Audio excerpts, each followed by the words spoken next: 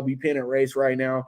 So pretty much what we have here is we have a very crazy race going on between a lot of really, really deserving teams, but there can only be six. And pretty much right now, three of them are already solidified because they're at the top of the division.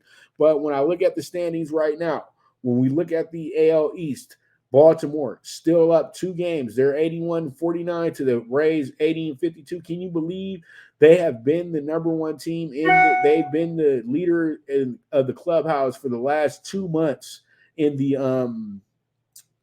literally for the last 6-7 weeks in the East. Now, Toronto going through the motions right now. Now this is not the division with all teams over 500 anymore. The Yankees have been absolutely putrid in the month of August. They're now 62-68, and they're well out of this thing now. They're 19 games back, so there's not going to be a stretch drive for the Yankees. The Yankees decided not to go with the rest of the field. The Yankees said, call it a season and we're done. Boston is still in the mix. We're going to talk about their game in a moment because that's a big game for Boston tonight against Houston. And then, as I said, Toronto's sitting over here. They keep being kind of middling. They've lost their last 6 out of 10. Boston's won their last 6 out of 10, so that works out pretty good for them. The Rays are starting to pick it up just a little bit, but, Baltimore is still killing it. Baltimore has won their last 7 out of 10. Rays won their last 8 out of 10, shaved it down to a game. But the funniest part about it is when it comes to wins, they're only 1 win better. But when it comes to losses, they're 3 losses lesser. So that's why you have Baltimore with a 2-game lead in first place. But that lead can change at any moment. Now, you got Minnesota 68-63. They're ahead by 6 games. They can finally breathe easy for the first time all season because they were only a half a game up, maybe a game and a half up every week for the last 2 months. But now they've really separated from the Guardians and find themselves in key position to win the division. Detroit is 8.5 games back, but they're not going to catch anybody. Detroit is very middling this year. As you can see, I think Detroit actually does finish up like 70-92, to be honest with you, or 70. They might possibly get 75 wins this year because that's what they're kind of leaning at right now, because they're going to probably have a pretty good month because it's Miggy's last month in the major league. So, White Sox out of it. Kansas City out of it. White Sox, big disappointment because, that's the team I picked to win the division. But they are absolutely cooked. They are done. And they will be probably blowing up this whole roster when it comes to the offseason because they can get a lot of assets for the players that they do have. Kansas City, you already know that they were a building in process, so it is what it is with them at the end of the day. Now, Seattle is the hottest team in baseball. They've won their last 9 out of 10 games, and it's just been absolutely incredible. In reality, they've actually won their last 11 out of 12 after dropping 3 in a row. But this team has just been on the money all month, though, man. That's the whole thing. This team actually right now is 20-5 for the month. So they have played dominant baseball, and they've been able to win all these series in a row as well too. And all the series were pretty much sweeps except for the White Sox series in their last 4. So they're doing very good right now. They're playing great baseball right now. And, after they swept the Angels in Anaheim, that's what put this team over the top and put them in place to really become, them boys. But right now they find themselves up a whole game in the West. And it's crazy because it's like literally it took a 2-week stretch and an 8-game losing streak for the Rangers for them to catch up, and the Astros didn't do any better. They've lost their last 6 out of 10. So pretty much this opened up the door for the Mariners, because when I talk about the Mariners winning their last 12 out of 13, I look over here at the Astros, and the Astros have lost their last 8 out of 13. So 8 out of 14 actually. So that's not good for a team that's trying to chase another World Series trophy. And Texas has literally fell apart. Texas lost 8 games in a row because at one point Texas won 8 games in a row this month. And then they wound up, because it was crazy, the team was 12-2. And then they went on an 8-game losing streak and have lost their last 9 out of 10. So it's not getting better. They lost another series. They lost the Milwaukee series. They lost the Arizona series.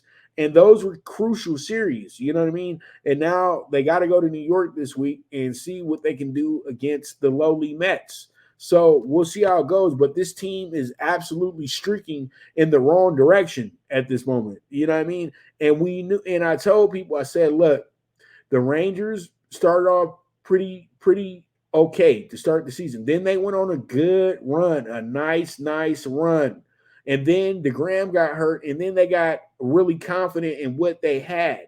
And now we're getting down to the stretch, and they are starting to hit the proverbial wall. And that's what's happening. I keep trying to warn you guys about this, that teams that are starting off really well are going to have a moment where they regress. And we keep saying, well, Baltimore's still here. Baltimore hasn't had their turn yet. Braves went through it. The Dodgers went through it. And you don't want to make sure you go through it during the season and you can still make the playoffs. You don't want to go through it the first week of the playoffs because you're getting swept. Okay, so that's where I have it with that. And then you have the Angels. They're gone. They're goners. See you later. 63 and 68. They're over there talking to the banks, trying to get the loans together to go ahead and pay Ohtani. And Oakland was never in this thing to begin with. They're 7 games away from losing 100. So they're about to hit their marks that we all knew that they would. So pretty much it is what it is. Now we look at the National League. You have Atlanta, who's 84 and 45, absolutely crushing the game, best record in baseball. And there's really nothing to complain about. And it's crazy because it's just like this race that I saw on Saturday. Echo Zulu, probably the best sprint horse in the nation, one of the best horses in the nation, went against another horse who's one of the best horses in the nation, but absolutely whooped that horse. And that's how you look at this East Division right now as well, too, because you have Philadelphia and Miami vying for playoff spots. You have Philadelphia, who's actually won their last 7 out of 10 games. And you have Miami, who's hitting the wall right now and pretty much falling out of the race, in my opinion. I already told everybody that Miami was going to fall off, that, they were exciting when Arias was doing all that hitting and was up at 400. But once he started getting figured out and things like that, it will kind of slow this team down a little bit because, it's really good. It's really great for teams when they have a 400, when they have a 350 or better hitter, because he can really move the numbers for you. But when he's not moving those numbers for you, you get into some trouble. And that's exactly what happened in Miami. And the craziest thing about it is the Nats have played so well in the month of August, they actually find themselves 5 games behind the Marlins. If they were able to have a winning record by the end of the year, this is absolutely a uptrending team for the next season because they have a lot in place over there in Washington right now. And the Mets, crazy to think about it, but the Mets are last place right now. The Mets got the biggest payroll in the division and one of the biggest payrolls in all of baseball, and they literally are in last place, and they're still paying guys that ain't on the team. That's a damn shame. Only in Queens, right? Okay. Then we got Milwaukee. Milwaukee's only up 4 games, and now Milwaukee has to turn away another team. It's crazy. I feel like Milwaukee had to turn away Pittsburgh first because Pittsburgh thought that they had a resurgence and that they were going to be in the mix all year. Brewers had to go ahead and end that, and now they haven't played well since. Cincinnati had their little run where everybody was, the Reds are back. The Reds are going to do this. The Reds are going to do that. And now the Reds are sitting 6 games behind the Brewers. And then the Cubs. Nobody wanted to talk about the Cubs. Nobody wanted to say nothing about the Cubs. But you know who's talking about the Cubs? Pop. I told you guys on 30 teams in 30 days, if this team can hit a groove, if they can get a moment, they will be right here in the mix, and they could steal the Central because they have the best roster in the group. And when I say they have the best roster, they have the roster that's been in the critical games that you need to be in to get to the playoffs and to advance in the playoffs as well too. And Cody Bellinger has just re-sparked his career. And I knew if Cody Bellinger could do Cody Bellinger things, this could really help the whole Cubs roster. And that's absolutely what has happened. Marcus Stroman's out with the hip injury, but he's a key part to things as well too. He was able to be the other consistent pitcher with Justin Steele, and then the other guys just have to show up and just do their due diligence. So now you see the Cubs right now, they're 4 games out, and they got a big series going on this weekend with the Brewers to settle up on who possibly could be the leading the division by the end of the weekend, because you have the Milwaukee playing. You got this 3-gamer going with Milwaukee, and then on this is you won't see Milwaukee until the end of next month after this. So they got a 2-gamer. They got 5 more games with Milwaukee, and so these games are very important. So pretty much you have the Cubs in the playoffs right now. That's what's incredible, is that the Cubs have worked their way all the way into the playoffs at this point. So that's good.